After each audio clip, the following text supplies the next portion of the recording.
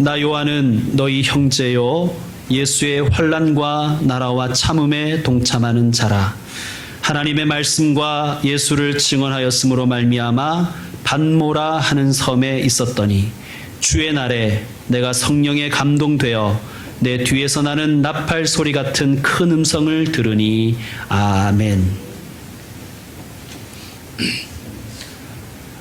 아재 퀴즈 하나 내고 시작하겠습니다. 세상에서 가장 차가운 바다는 뭘까요? 썰렁해라고 합니다. 썰렁해. 그렇다면 세상에서 가장 따뜻한 바다는요? 사랑해입니다. 사랑해. 이 아재 퀴즈를 어떤 부인이 들었습니다. 그리고 남편에게 써먹기로 했습니다. 사랑해라는 말을 듣고 싶어서 남편에게 이렇게 물었대요. 여보, 내가 문제를 낼 테니 한번 맞춰보세요. 세상에서 가장 차가운 바다는 썰렁해래요. 그러면 세상에서 가장 따뜻한 바다는 뭘까요? 남편이 대답을 못합니다. 그러자 부인이 애교 섞인 목소리로 힌트를 줍니다. 지금 같은 때 당신이 나에게 해주고 싶은 말이 있잖아요. 그러자 남편이 이렇게 대답합니다. 열받아? 소통하고 공감해야 열받지 않습니다. 소통과 공감이 없으면 서로 열받아 버립니다. 사도 요한은 오늘 자신을 이렇게 소개해요. 나 요한은 너희 형제요. 형제라는 말은 정말 소통과 공감의 그런 그것이 있어야 그런 호칭을 쓰지 않을까요? 형제라는 이 단어는 헬라어로 아델포스인데 초대교회 교인들은 이 신약교회 교인들은 교회 공동체 식구를 형제라고 불렀대요. 물론 이 형제는 자매님은 당연히 들어갑니다. 형제요, 자매로 불렀다는 거예요. 성도 여러분, 저와 여러분에게도 나는 너희 형제요 할 때 그 너희가 있기를 원합니다. 영적 식구가 여러분에게 있기를 원합니다. 또한 나 자신에게 늘 질문해 보십시오. 나는 형제인가? 그렇다면 어떤 사람이 교회 공동체의 형제가 될 수 있을까요? 요한은 계속해서 이렇게 말합니다. 예수의 환난과 나라와 참음에 동참한 자라. 단순히 교회를 다니는 사람을 형제라고 하진 않습니다. 예수님의 환난과 나라와 참음에 동참하는 자가 형제입니다. 지난주에 봤던 8절 말씀에 보면 하나님은 자신을 이렇게 소개했습니다. 나는 알파와 오메가라. 또 1장 17절 끝에 보면 예수님도 자신을 그렇게 소개합니다. 나는 처음과 마지막이라.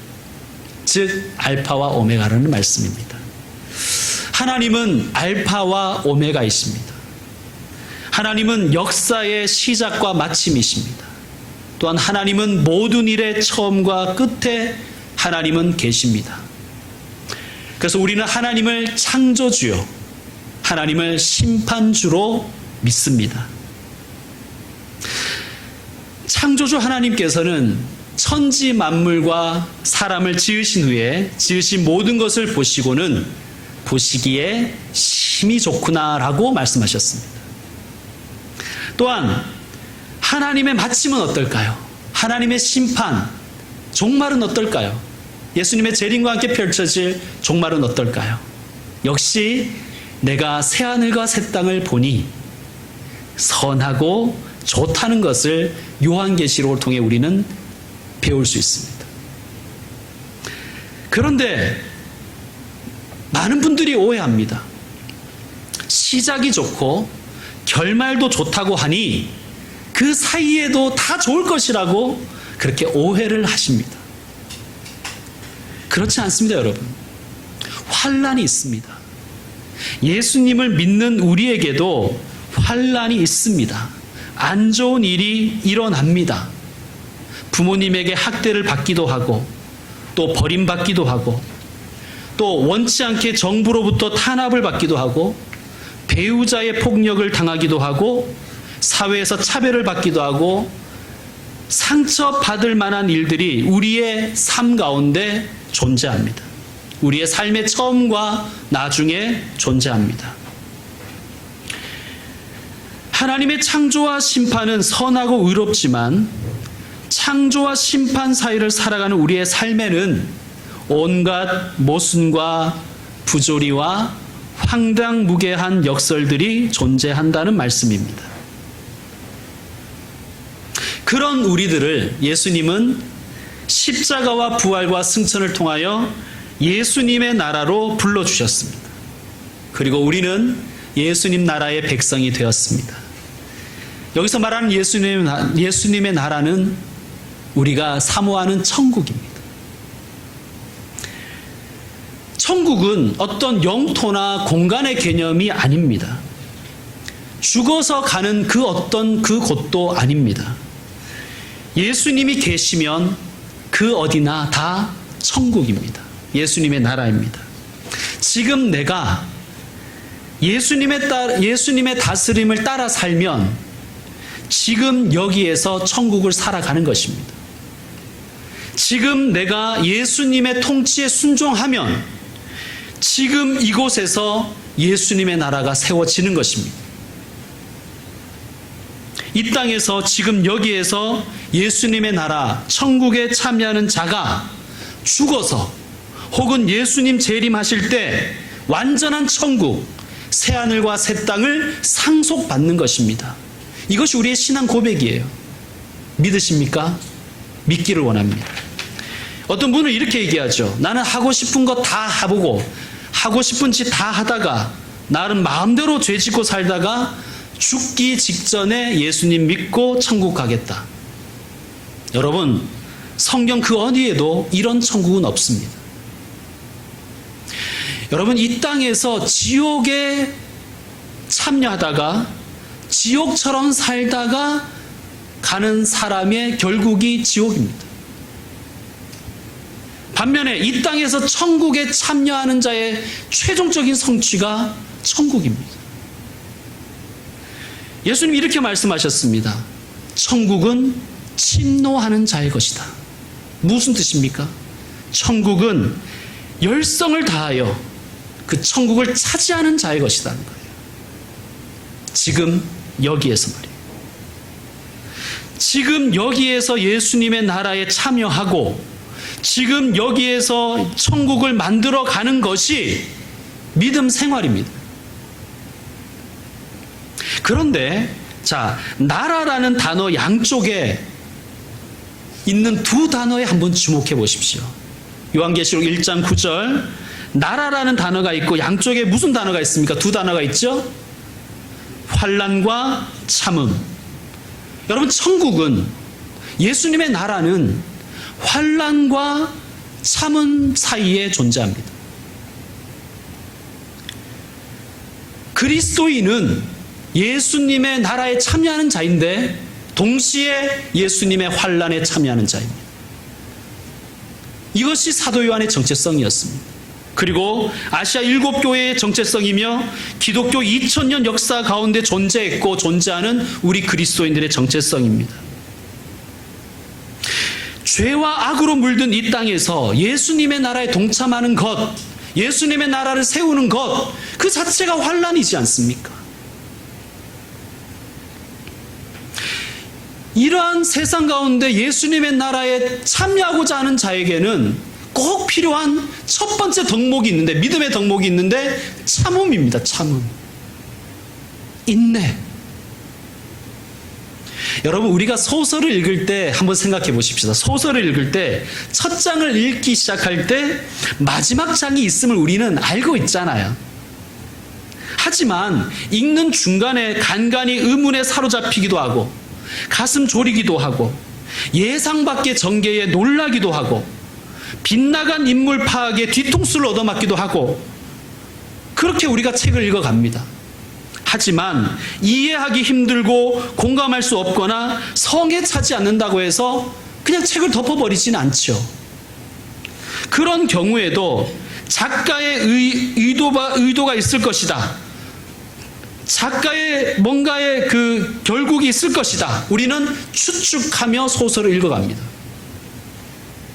그러다 보면 소설을 관통하는 의미가 드러납니다. 얼토당토 않게 끝나는 것이 아니라 근사한 결말이 기다리고 있습니다. 좋은 소설일수록 말이죠. 여러분, 우리의 삶도 마찬가지예요.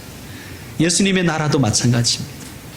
시작과 끝 사이에 때로는 의문에 사로잡히기도 하고 가슴 졸이기도 하고 예상 밖의 전개에 놀라기도 하고 우리가 때로는 어떤 사람에게 뒤통수 맞기도 하지만 우리는 하나님 나라가 성취될 것을 믿습니다. 그래서 환난과 참음에도 동참하는 거예요. 그래서 기쁠 때나 슬플 때나 하나님 사랑하는 것입니다. 행복도 아픔도 권리와 책임도 하나님 나라에 동참하는 자는 감당합니다. 왜? 처음이시며 마지막이신 하나님을 믿기 때문입니다. 그런 사람이 형제입니다. 예수님의 환난과 나라와 참음에 동참하는 사람이 형제입니다. 오늘 요한은 또한 우리에게 요한이 어떤 존재인지를 잘 보여줍니다. 요한의 그 정체성을 잘 보여주는데요. 요한은 사도였지요. 그런데 이 사도나 선지자라는 직분은 지금은 없습니다. 지금도 사도와 선지자가 있다는 사람들이 있으면 이단입니다. 사도와 선지자는 언제까지 존재했냐? 이 성경이 완성될 때까지 존재했습니다. 사도와 선지자는 예언을 위해서 존재한 거예요. 예언이 완성되고 그 직분은 더 이상 필요가 없습니다. 그러면 사도가 가졌던 그 직분의 특징을 누가 지금 물려받았는가? 오늘날의 목사가 물려받은 거예요. 그러므로 요한은 아시아의 7교회를 담당했던 담임 목사라고 할 수 있습니다. 자, 그럼 목사는 어떤 사람이어야 됩니까? 목사는 어떤 사람이죠? 형제 자매인 성도들이 예수님의 나라에 동참할 수 있도록 말씀을 가르치고 격려하며 때로는 채찍질을 하는 사람이 목사입니다. 그리고 하나님의 나라의 비전을 보여주는 자가 목사여야 합니다. 지난주에 어떤 한 형제가 제게 이런 말씀을 하더라고요. 부모는 자식에게 결핍을 줘야 될 것 같아요. 결핍을 줘야 효도를 하는 것 같아요. 그렇게 자신의 삶의 경험을 바탕으로 이야기하더라고요. 저는 격하게 동참했습니다. 공감했습니다. 여러분, 정말 그런 것 같아요. 저희들은 어릴 때 결핍을 알고 자라서 부모에게 효도는 못하지만 효도해야 된다는 생각은 가지고 살아가잖아요. 그런데 요즘의 아이들은 결핍이 없어서 귀한 것을 모르는 것 같아요. 부모에게도 효도할 줄 모르는 것 같아요. 여러분, 우리 하나님 아버지는요, 우리를 너무 사랑하시는 아버지이십니다. 근데 그 아버지께서 우리에게 환난을 허용하신다는 거예요. 우리에게 참음을, 우리가 참기를 원하신다는 거예요. 여러분, 이 진리를 끊임없이 가르치고 독려하며 때로는 격려하고 위로하고 종말의 비전을 보여줄 수 있는 책임이 목사에게 있습니다. 그러나 이 책임은 목사에게만 있는 것이 아니라 만인 제사장인 우리 모두에게 있는 줄로 믿습니다.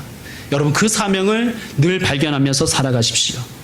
선과 악, 축복과 저주, 안식과 갈등이 어지럽게 뒤죽박죽된 이 땅 가운데서도 우리는 최후 승리를 선포하고 하나님의 비전과 목표를 알고 지금 여기의 의미를 밝혀 알려주는 요한처럼 우리도 그렇게 살아야 됩니다.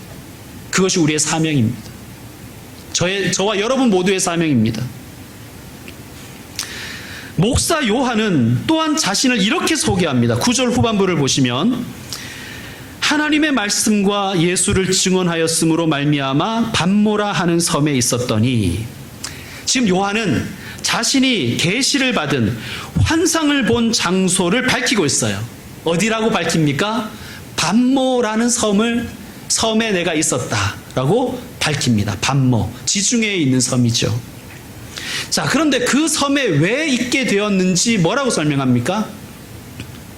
하나님의 말씀과 예수를 증언하였으므로 말미암아.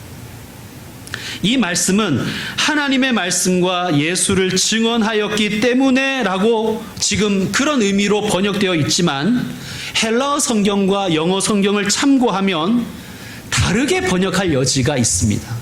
어떻게 번역할 수 있냐면 하나님의 말씀과 예수님의 증언 때문에 혹은 하나님의 말씀과 예수님의 증언을 받기 위하여 라고 번역할 수 있다는 거예요.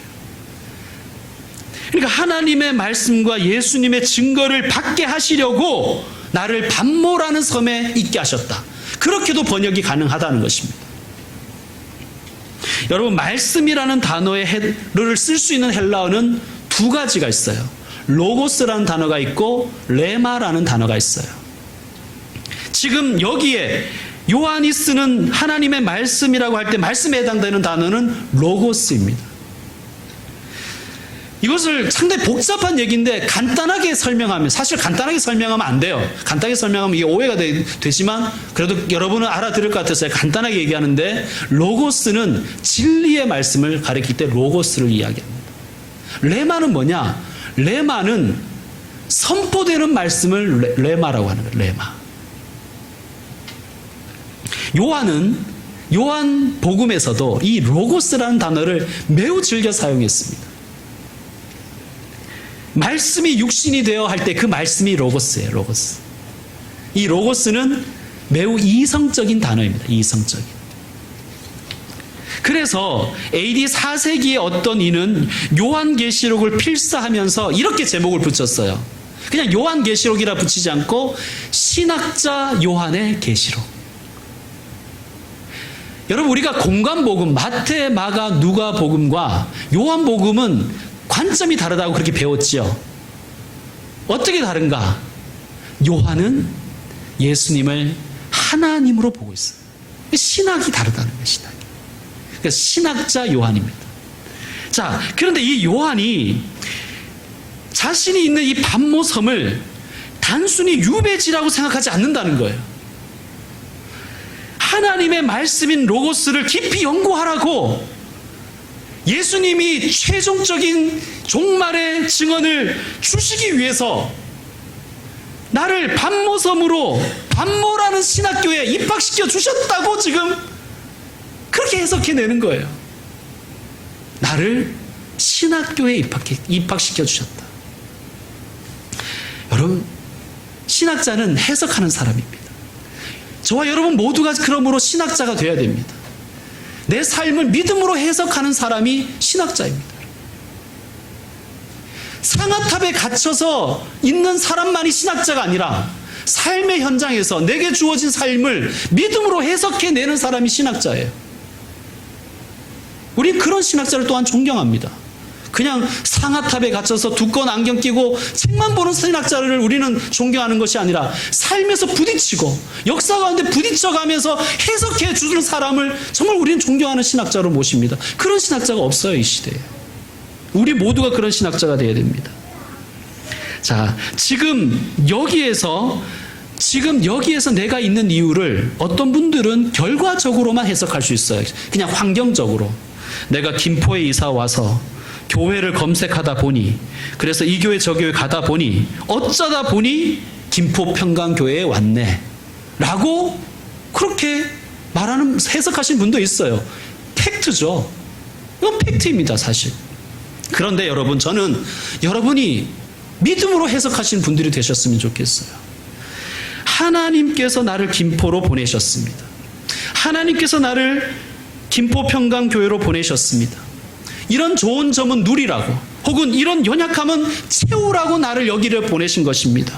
이 일을 감당하라고 저를 보내셨습니다라고 해석해내는 분들이 되셨으면 좋겠어요. 그냥 세상 사람들하고 똑같이 그냥 살다 보니 그렇게 됐네요, 뭐 어쩌다 보니, 이렇게 얘기하지 마시고 믿음으로 해석해내는 분이 되시기 바랍니다. 어떤 분은 깊은 고난, 정말 누가 봐도 저 사람은 하나님 원망해도 아무도 거기에다 뭐 반대할 사람이 없다고 생각할 만한 고난을 겪는 분이 이렇게 얘기하더라고요. 저는 하나님의 고난의 학교에 입학했습니다. 이 고난의 학교에서 배울 과목은 딱 하나밖에 없습니다. 순종 과목입니다. 그렇게 고백하시는 분이 있더라고요. 여러분, 그런 사람이 정말 신학자 아닙니까? 그런 사람이 정말 삶을 믿음으로 해석해내는 사람 아니겠습니까? 여러분, 저와 여러분 모두 그렇게 나의 삶을 해석해내는 믿음의 사람이 되기를 원합니다. 마지막 10절 말씀 우리 같이 한번 읽겠습니다. 10절 말씀 시작. 주의 날에 내가 성령에 감동되어 내 뒤에서 나는 나팔 소리 같은 큰 음성을 들으니 아멘. 자, 예수님 안에서 한 형제며 목사며 신학자인 요한이 자신이 계시를 언제 받았는지 우리에게 알려줍니다. 자, 언제 받았다고 얘기하죠? 주의 날에. 어떤 분은 이걸 제이름으로 해석을 하시던데 이거는 헬라어가 전혀 다릅니다. 그것은 뭐 기니까 설명 안 드리고 이 주의 날은 오늘 우리가 이 예배 드리는 이 일요일이 맞습니다. 이 주의 날, 주일입니다. 주일은 예수님이 부활하신 날이죠. 세상 사람에게 이 날은 휴일이고 일요일입니다. 그렇죠? 그러나 우리에게는 주의 날이요 주일입니다. 자, 주의 날에 내가 성령에 감동되어 라고 말합니다.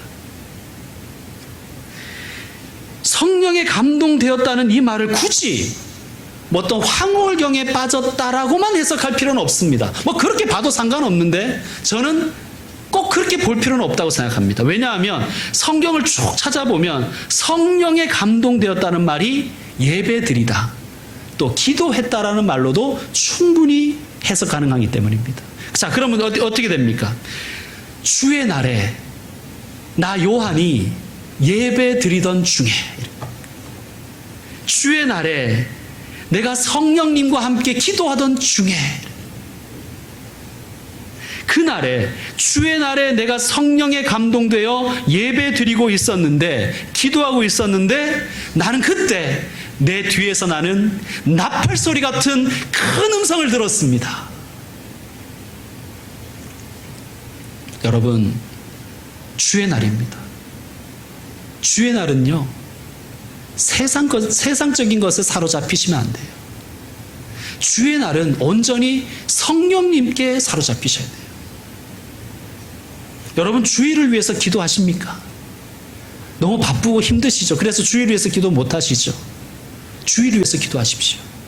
주중에 그 바쁘고 힘들 때도 정신을 바짝 차리고 기도하십시오. 하나님, 저를 감동시켜 주시고 사로잡아 주셔서, 성령님 저를 사로잡아 주셔서 신령과 진정으로 예배드리는 예배자 되게 해 주십시오. 여러분, 그렇게 기도하십시오. 그리고 주중에도 기도하시지만 토요일 저녁에도 기도하고 주무십시오. TV에 사로잡혀 주무시지 마시고, 스마트폰에 사로잡혀 있지 마시고, 기도하고 성령님께 사로잡히기를 기도하십시오. 요즘에 TV, 영화, 스마트폰에 사로잡힌 사람이 너무나 많습니다. 주일 아침에 깨어서도 기도하셔야 돼요, 여러분. 근데 주일 아침에 깨자마자 그대로 TV에 사로잡히고 스마트폰에 사로잡히니까 예배 다 지각하는 거예요. 앞뒤 10분씩 다 잘라먹고 예배 오는 거예요. 아니, 내가 성령님께 사로잡히려면 시간을 좀 드려야 되잖아요. 앞에 10분, 20분 다 잘라먹고 들어와가지고 어떻게 성령님께 사로잡힙니까? 마치자마자 그냥 스마트폰에 사로잡힐 거면서 어떻게 우리가 성령님께 사로잡힙니까? 여러분, 주일 아침에도 일어나셔서 성령께 감동되기를 사모하며 달려나오십시오. 그래서 예배 전에 준비하시고 찬양하고 성령님께 감동되어 기도하십시오. 그리고 성령께 감동되어 봉사하십시오. 그리고 결정적으로 말씀 듣기를 위해서 기도하십시오. 여러분 이렇게 기도하셔야 됩니다. 하나님, 단지 목사의 말로 듣지 않게 해주십시오. 주의 종을 통해서 나에게 주시는 하나님의 음성으로 듣게 해주십시오. 나팔소리 같은 큰 음성으로 듣게 해주십시오. 여러분 그렇게 기도하십시오. 성령께 감동되어야, 성령께 사로잡혀야 나팔소리 같은 큰 음성이 들리는 거예요. 목사의 생목소리가 들리는 게 아니라 나팔소리 같은 큰 음성이 들리는 거예요.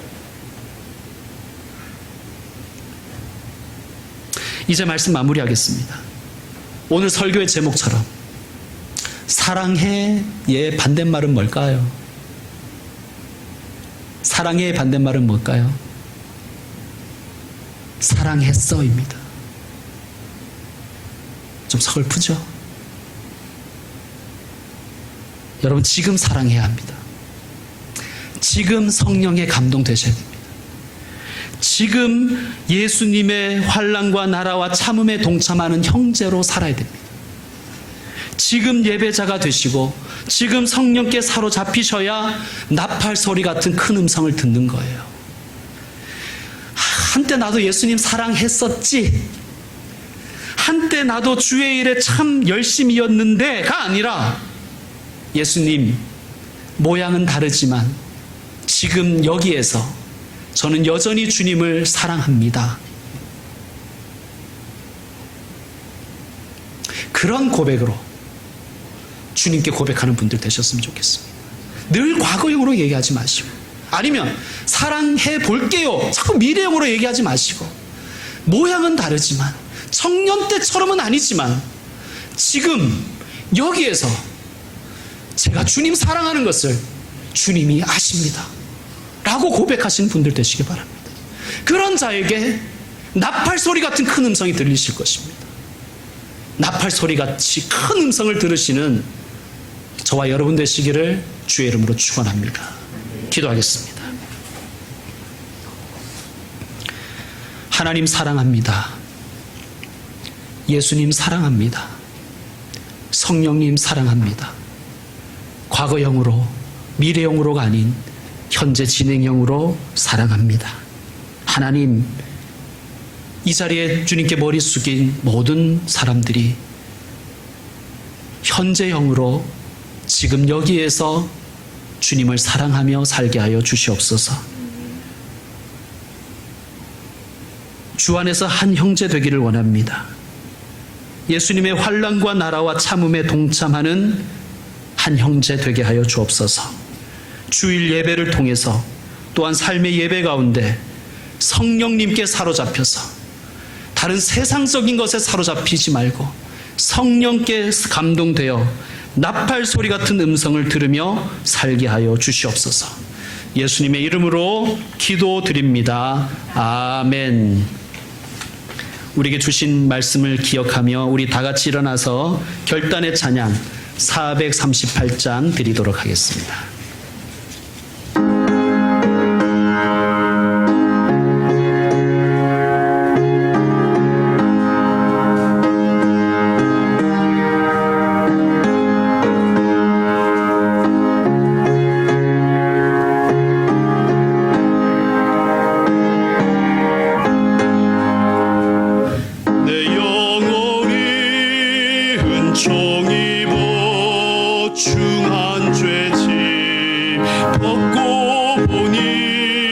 슬픔 많은 이 세상도 천국으로 화하도다.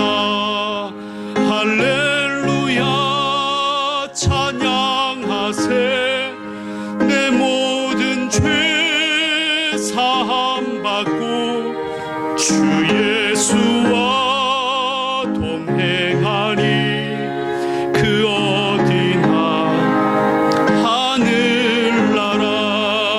주의 얼굴 뵙기 전에 멀리 뵈도 하늘나라 내 맘속에 이루어지니 날로 날로 가깝도다. 할렐루야 찬양 찬양하세. 내 모든 죄 사함 받고 주 예수와 동행하니 그 어디나 하늘나라. 주의 산이 거친 들이 조막이나 궁궐이나 내 주 예수 오신 곳이 그 어디나 하늘나라. 할렐루야 찬양하세. 내 모든 죄 사함 받고 주 예수와 동행하니 그 어디나 하늘나라.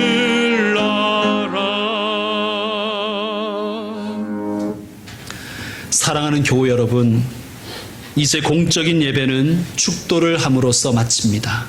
그러나 우리가 신령과 진정으로 드려야 될 그 예배는 우리가 이 성전의 문을 나서는 순간부터 다시 시작됩니다.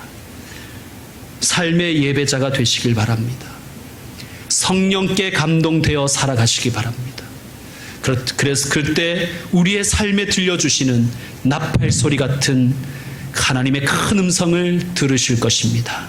삶의 예배자가 되십시오. 주 예수 그리스도의 은혜와 아버지 하나님의 그 사랑과 성령의 교통하심이 세상 속으로 나아가는 모든 형제 자매들에게 이제로부터 영원토록 함께 있을지어다. 아멘.